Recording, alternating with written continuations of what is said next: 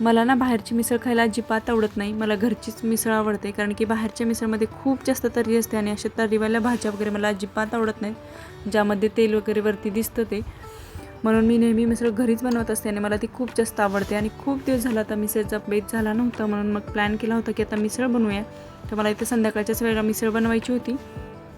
तर 2 दिवस अगोदर मी मूग मटकी जे आहे ते स्वच्छ धुवून भिजवून ठेवलं होतं आणि त्यानंतर दुसऱ्या दिवशी त्यातलं पाणी काढून छान मोड यायला ठेवून दिले होते. मस्त असे मोड आले होते. तर आज 4 वाजताच मग मी त्याला परत एकदा स्वच्छ धुतला आणि 2-3 शिट्ट्या करून घेतल्या आणि त्यानंतर मग बाकीचे प्रिपरेशन करायला घेतलं.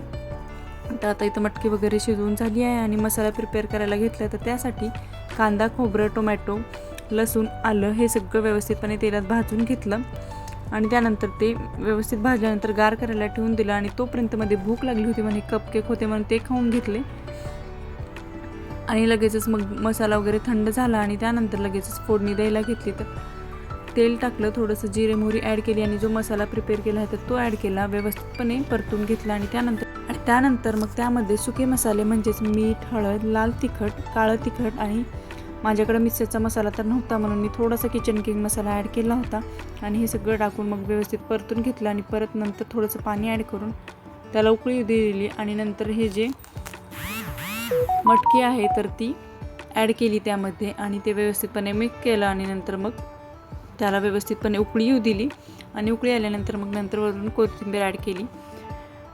तर अशा प्रकारे एकदम सिंपल पद्धतीने झाली माझ्या आवडीस मिसळ घरच्या घरी तयार.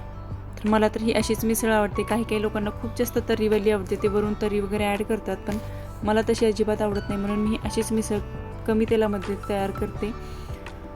आणि आता मिसळ तयार झाली आहे तर मिसळचं ताट पण रेडी करून घेऊ. आणि मिसळचं ताट रेडी केलं. ही आहे आपली मिसळ. तर फरसाण पण अवेलेबल होतं आणि पाव आत्ताच आणले होते. तर मी आता मस्तपैकी मिसळ एन्जॉय करते. तुम्ही व्हिडिओला लाईक, शेअर आणि सबस्क्राईब करायला विसरू नका. भेटूया नेक्स्ट ब्लॉगमध्ये. बाय.